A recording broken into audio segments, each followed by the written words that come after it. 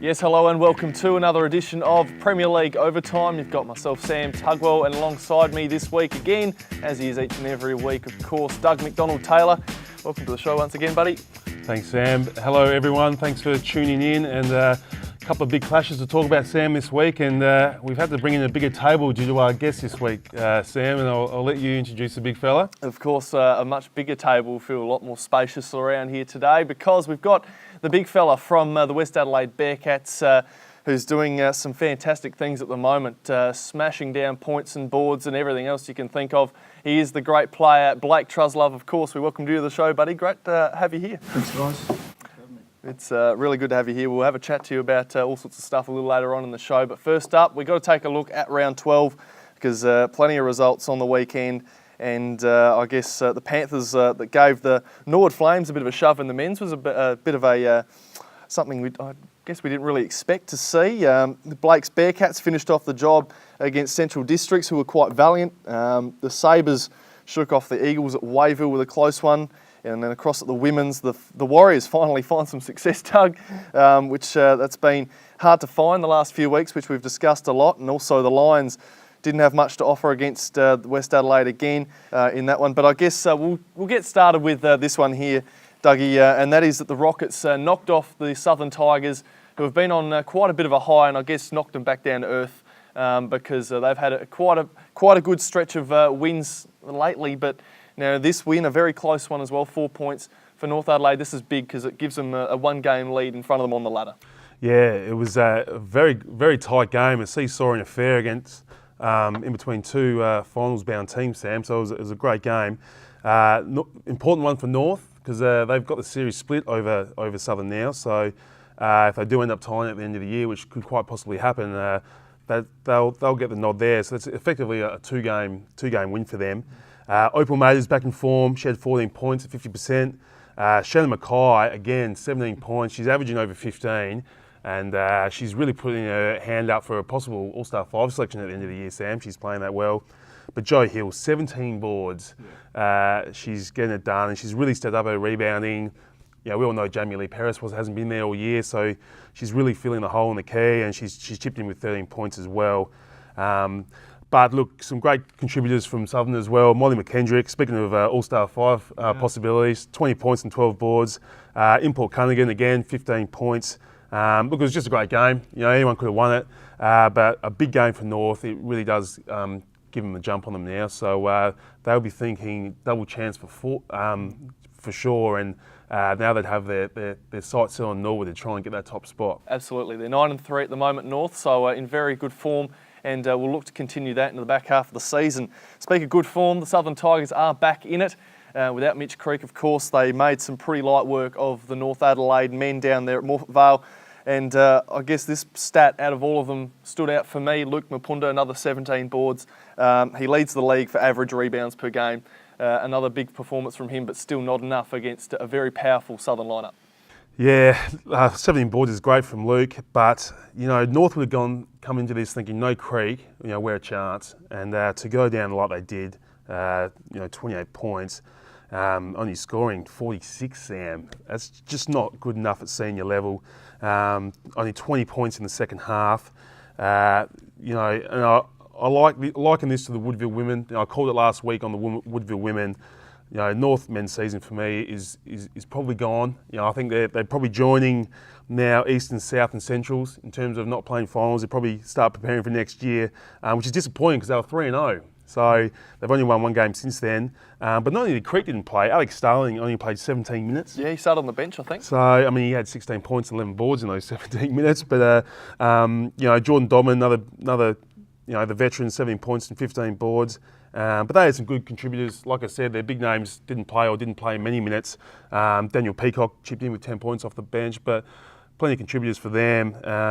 Cody Rohrer was probably North's best with 13, but only 1 assist, so you're probably looking for more than that out of your point guard, Sam. And North will be disappointed, and 4 wins now, and I can't see them bouncing back. All some big calls, but I guess, fair assessment at the moment there at 4 and 8 on the ladder and in 7th place. So North with a lot to do if they want to recover the season.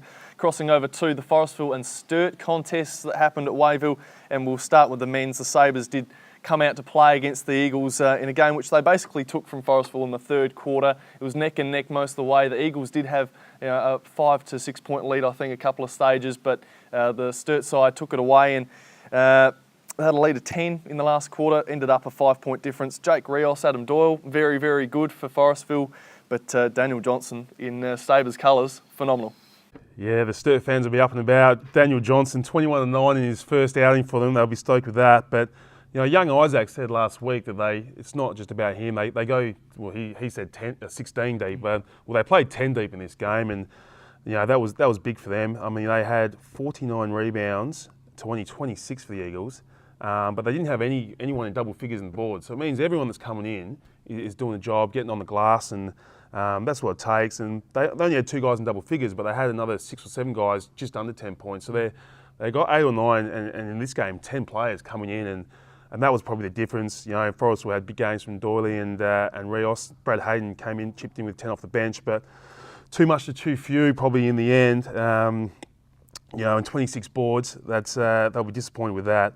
But you would have had an interest in this because these are the 2 teams, mate, that you just above you, and you're going to have to try and displace one of these teams to make finals, mate. So we've got Sturt next week.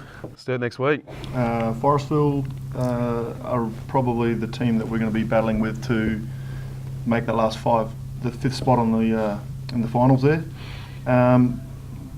Different makeups of the teams. Sturt are a lot bigger team. Now with DJ, they're obviously a lot more tougher. Yeah. But they've got an even guys. They're all quite physically a lot more imposing than a Forestville where they've got all their guards. Yeah. So one brings a lot of speed and little guards a bit, and the others bring the big guys. So different matchups, different problems. Yeah, and Daniel Johnson, ex-teammate of yours, so that'll be a fiery affair, Sam. I'm looking forward to that.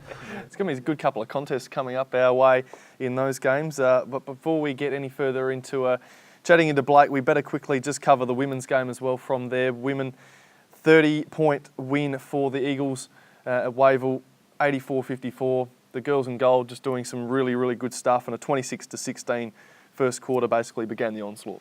Yeah, massive first quarter. And the big 3 from the Eagles, Sam DiFrancesco, Morgan Yeager and Olivia Thompson combined for 63 points and at a pretty good clip as well. And you look over to the Sturt side, they were 19 from 72 field goals, Sam. That's 26%.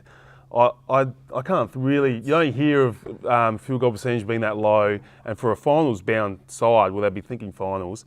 Wow. They clearly weren't getting the shots that they wanted. They have to reevaluate what type of shots they're getting. Credit to the Forestville defence, they're obviously pushing them out of their stuff, but big week for Coach Marcus Wong.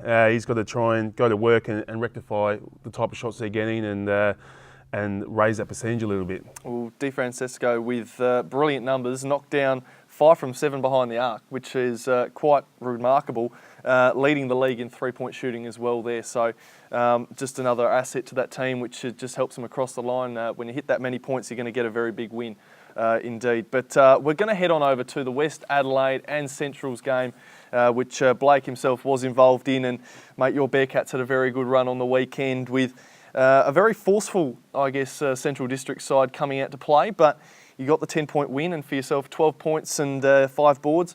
I'm sure you'd be pleased with that. Well, that was our 3rd win in a row, sort of putting us back on track a little bit, which was good. The game was pretty even to start off with, but yeah, we sort of managed to pull away and the guys started to click a bit and it was good. Demetrius Perkins was also phenomenal. He had 16 boards, 17 points at 7 from 11.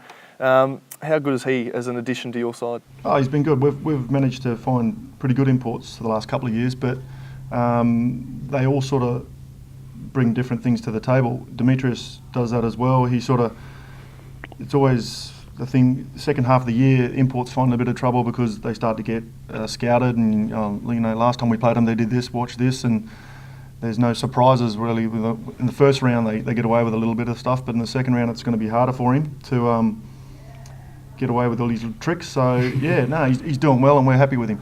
You guys have reached the halfway point of the season, clearly. 12 rounds in, you sit 6th place, even record of 6-6. Is that where you guys really would have liked to have been at the start of the season? Are you happy with the performances so far heading into the back end of the season?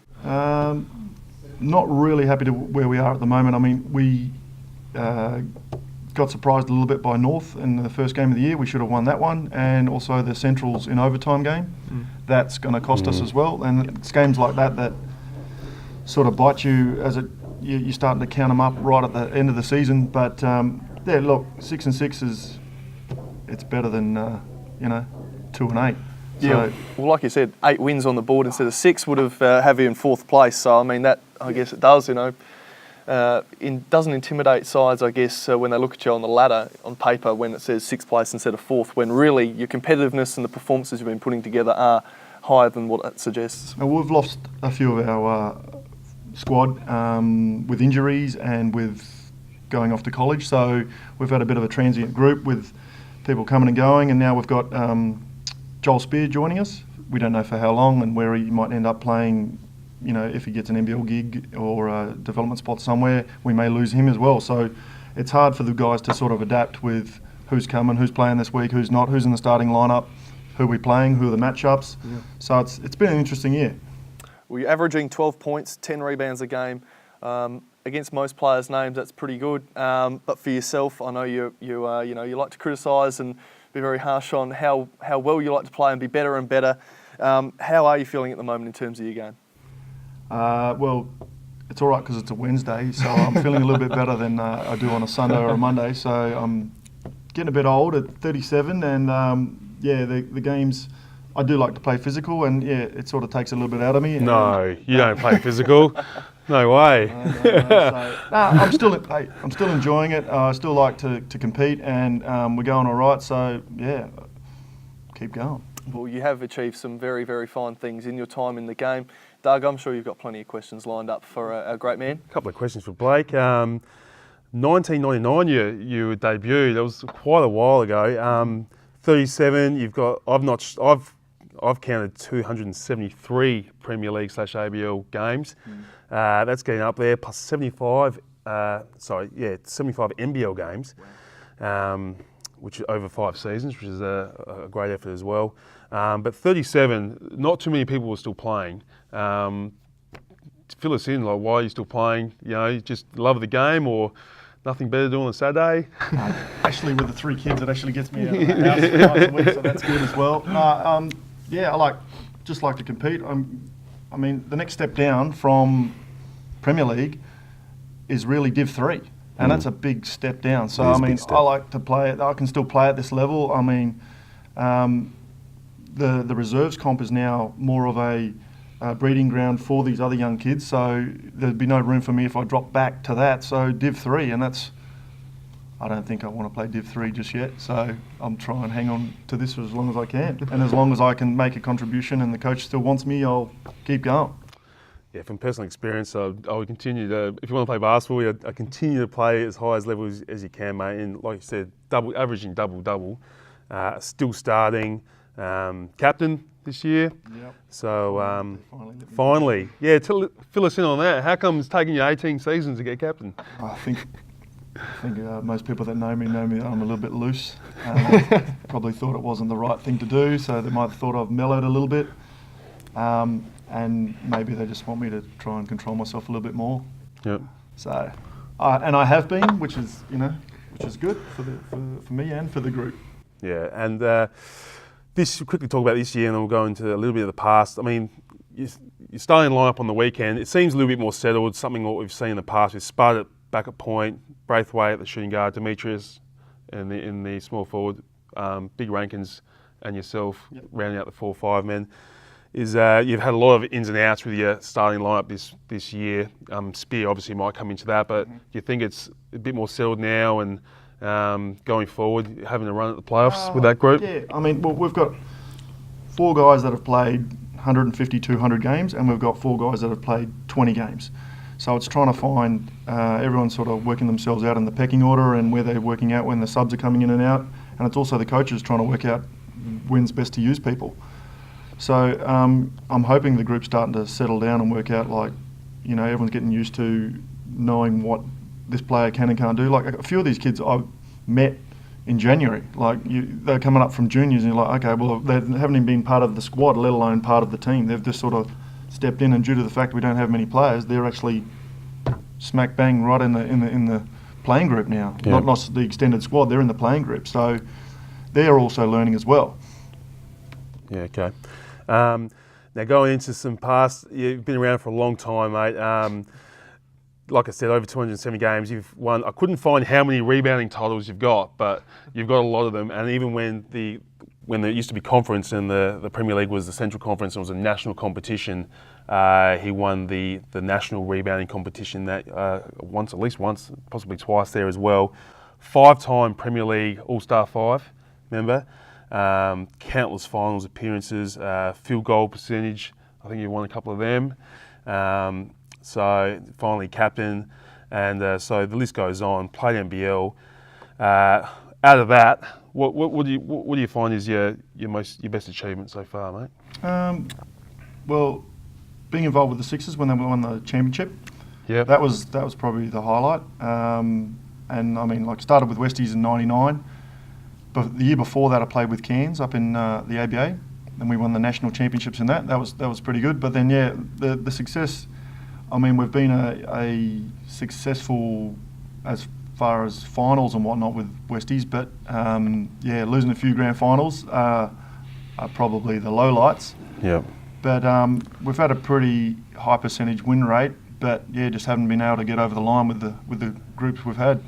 It's actually staggering you haven't won one. I've played a lot against Blake and the teams that they've had, and it's quite rare to see a team make finals as much as they do, Sam. And generally, if you put yourself up around the mix enough, law of averages, so you're going to get one, and you've been unlucky not to get one. I didn't know about the Cairns one. That's fantastic. That's a great championship. But if we quickly look at the grand finals, Brush up on your research. yeah, I did a fair bit on you, mate. I've played against you for 10 years, but looking through your grand finals, one sticks out for me, which probably is the one that got away. I mean, the 2001, I think even though you went in, you beat Sturt, which is, in my mind, one of the best state league teams ever assembled. That Sturt team, their starting 5 all played National League, led by Jason Williams. So even though you beat them in the semi by 40, I think it was, 2 weeks prior to the grand final, you went straight through, and you weren't really in that grand final. You got behind early, and they were probably favourites. So then in 2010, you came up against Sturt again, led by Jacob Holmes, who they were clearly the best team all year. You were definitely underdogs in that one. And then in 2013 against Forrestal, you guys were probably the best team all year, but they managed to assemble a team that was a championship calibre team with Gibson, and they brought in Oakley late and already had Mottram. So that was always going to be a line ball one. And once again, you fell behind early and came back late, but didn't quite get over the line. But then 14 against Woodville, even though you came from 4th, I think, at the start of the finals, I thought you were going to get that one. And it was a 5th, was it? Yeah. I knew you had I knew it was the elimination final. Yeah. But that was probably the only grand final that you controlled. You know, you led most of the way. It wasn't really until the dying minutes of the grand final where a couple of big plays from Starling and Cam Wilson just pipped you in the end. Is that the one that hurts the most, or are they all? Yeah, the closer ones do. I mean, they all hurt. Thanks for bringing them up, don't you? Yeah, that's all right. Better talk about your losses than mine. I mean, you can sort of put different excuses into all of them, but at the end of the day, we didn't get it done. I mean, like 2013 against Forestville, the week leading up to the grand final, we lost our starting 3-man to go to college. That left a massive hole. He was our best defender, and he took off to college. I mean, yeah, okay, we, probably should have tried harder to keep him, but we didn't. And looking back, we probably should have. But and then playing Woodville in the lost Josh Knight with a tore his Achilles during the season and had no backup big. And then I tore my abductor in the second quarter, and then had to chase Starling up and down the court, which is great. All excuses. End of the day, we didn't get it done. The Sturt ones, they I think the difference from the grand final to the semi was, I think a few of the Sixer boys might have been not there for that might have been the difference. Yeah, maybe. Because they were stacked with they had Oscar and Ma- Illman and Leith Marston and Paul Bauer and Jason Williams. That was their starting group. Yeah, but then again, so did we. We still had, I think we had Mark Nash, Brendan Mann. It was back when Choffy. a lot of the Sixer boys were playing, or the fringe NBL players were playing, and it was like most teams had, like you got, Dix and every team had a couple of fringe players, and I mean, like, that's all you need, a couple of fringe players and a couple of good local boys, and then you stand up. And then, like Southern this year, they've got a couple of fringe players and they've got a couple of NBL and a decent import, and then they were on track to going undefeated. So I'm surprised they got pipped, but I mean, they're looking cherry ripe at the moment with the squad they've got. Yeah, they are. And we talked a little about the history, and you've obviously come 17 or seasons or whatever it is. You've seen a lot of players come and go. Yes. Who's probably been your toughest opponent or two, in the 4 or 5 spot? Oh, you, Doug. Yeah. No doubt. You've been waiting for someone to say that. Well, I didn't expect it from you, but we had some good tussles. But only in the years that we were a little bit light on in the big man department. But look, I like battling against the imports that come over. The bigger imports. I mean, they're obviously harder to get because they larger imports normally are earning good money somewhere in a different league, and that's why this league we normally tend to get quick little guards because they're a dime a dozen. You can get, there's lots of them sitting there, they're doing nothing. The bigger guys from that, when they come over and sort of trying to, I like battling against them. They're the ones that, I mean, like back in the day, you had the Willie Simmons and all, like those ones, the bigger imports. Yep.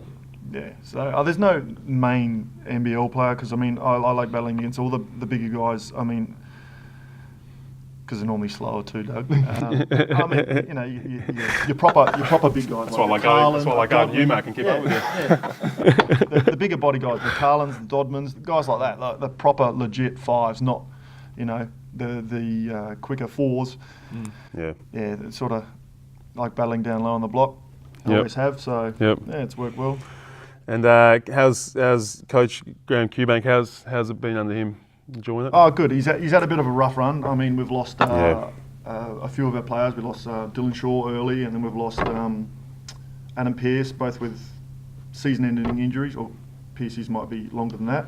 And now we've lost another couple of the young boys to go to college as well. So the club's got a rule where if they can't if they can't make finals, they can't play. Okay. So we've got our training's massive. We've got heaps of guys there that can't play for us. So it's trying to work out who actually can play. So we've lost another couple of guys, but Kiwi's going all right. He's been around the group for a while. He sort of knows what he's going to get out of the older guys, and he's sort of working out the younger guys. So he's doing well.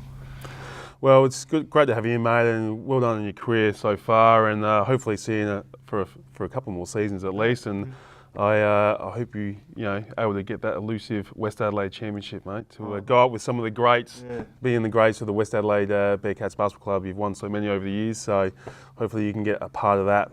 So good luck for the rest of the year, mate, and I'll send you back to Sam. Yeah, absolutely. Well, mate, maybe you can help us through some of the ladders because round 12 is done and dusted. So this is how the standings look at the current moment. We'll just quickly run through the women's because Norwood continue on their merry way, 11-1. Forestville 10-2. They just continue to sneak up and do some really good stuff, but they're still sort of flying under the radar a little bit, Doug, in that no one's really taking them as seriously as perhaps Norwood, but they are a very good side. North Adelaide, again now with that one game jump over Southern, and then Westies as well in 5th spot. But as we look at the men's, Southern 11-1 as well at the top with Norwood on their heels. But yourself, Blake, your 6th place. You're not that far away from perhaps getting into that 5 with a couple of wins away. Are there any teams in there that probably are in the top 5 that you reckon you really can match it with and perhaps jump coming into the second half of the season? Probably Forestville. Just due to our size and matchups, and all you got to do is get in, sneak into the 5, and then anything can happen on the night. We got beaten by Forestville earlier, Anzac Day game. Lost by about 6, I think. So we only played them once this year, but in the back half of the year we've got a bit of an easy run with the fact you play 3 teams. Extra, you play everyone 3 times. We've got North, Eastern, and Centrals, I think. So we've been looked after pretty well. So hopefully we can scratch together enough wins to sneak in. It'll be a very important couple of games to get under your belt as well in that end of the season. Doug, any teams that you're eyeing off at the moment? Well, I mean, the Sturt doesn't get bigger than the Sturt West games this week. On both ladders, Sturt are really just ahead of West have jumped Sturt in the women. I was surprised about that too. So they're tied away. So big one there because they'll probably be fighting for the 5th spot. And you guys will go in underdogs this week, but you are still a very good chance of knocking that Sturt team off. So that's a great doubleheader to watch.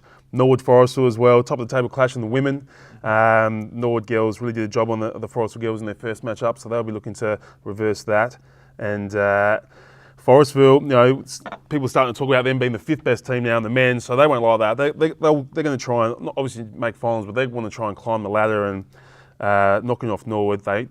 They're up by double digits the first time they played them, so they'll take that into this game and they'll want to reverse that result. So they're my 2 favourite doubleheaders this week, Sam.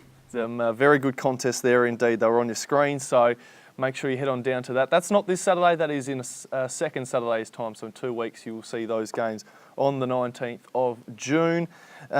In fact, the Eastern Mavericks and Southern Tigers game is on a Sunday. The Saturday is the 18th of June, should I say. So those are the games. Make sure you head on down to check out some of those. But lads, before we get going, the NBA, of course, the finals, I'm sure we're all across it. Golden State 2-0 up. I know your Cavs aren't going too well, mate. How are you feeling at the moment? Oh, I'm not feeling that great about it. I think a lot of Cavs fans thought they were coming into this, they were in such good form leading up to this, but their defence is really struggling. Golden State pretty much get whatever shot they want every time down the court, and their bench has just gone missing. Yep. They really have gone missing, and their bench has been really good and serviceable this year. But it's gone missing when it's counted most, and hopefully they can step it up in the home court. But it's pretty hard to predict anything other than a sweep at this stage. What do you reckon, big fella? They head back to Cleveland, but the half an hour highlight show before the actual game was just showing their bad defensive plays, and then watching the game 2, it was like a repeat of all the highlights. It was just they didn't learn from the mistakes, and it was just score, and there was a blowout. So if they may pinch one game back, but I think it's going to be pretty close to a sweep. It's going to be hard to beat the Warriors at home too, because they're playing so well, and when you're only passing it to 3 blokes to try and score for the majority of the game too, it's hard to win. And they're really stagnant. There's a lot of one-on-one plays, and they're not running the ball, not rebounding, running. They're a small team. They don't play their bigs very much, and they've got to get out and run, and they're not doing that. And defensively, they're switching everything, which to me is no good. You don't want their big guy Thompson guarding someone out on the perimeter. So if they do miss a shot, he's not in there to grab the board. So they're going about it all the wrong ways for me, Sam. But it's the NBA, so what do we know? But Golden State all the way.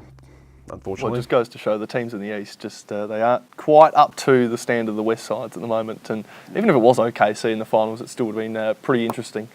But nonetheless, we digress, and we'll probably find out perhaps a Warriors final sweep in the end by this time next week. So we'll see how that one goes.